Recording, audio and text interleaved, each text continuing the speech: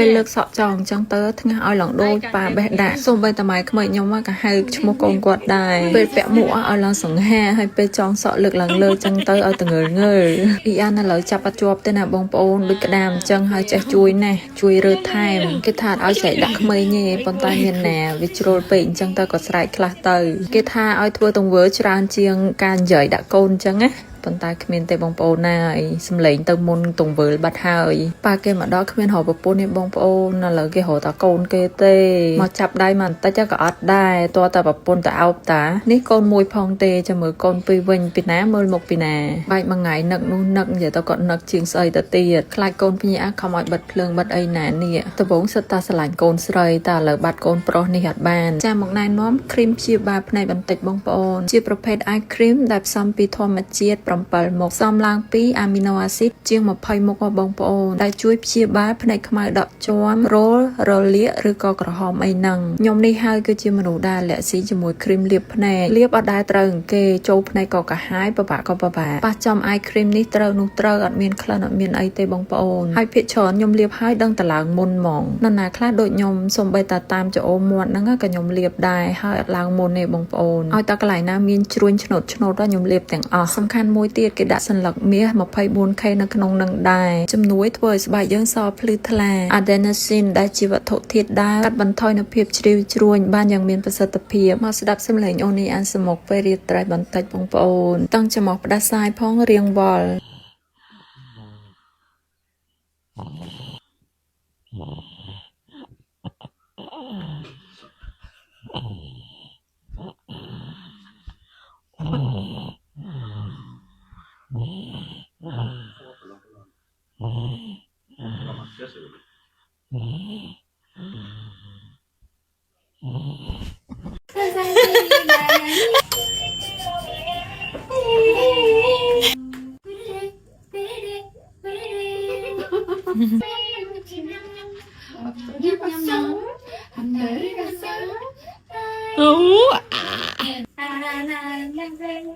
좋아하는 노래가 있네 근데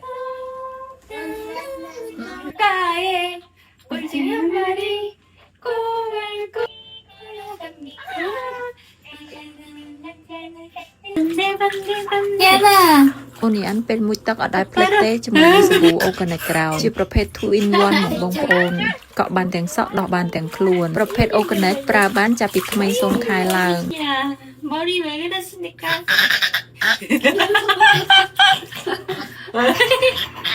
얘나 얘나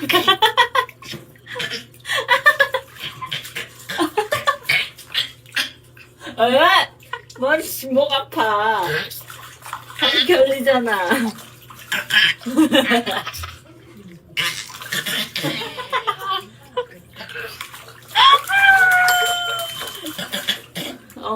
완벽해 아이고 머리 왜 이래 아이고 머리 어떡해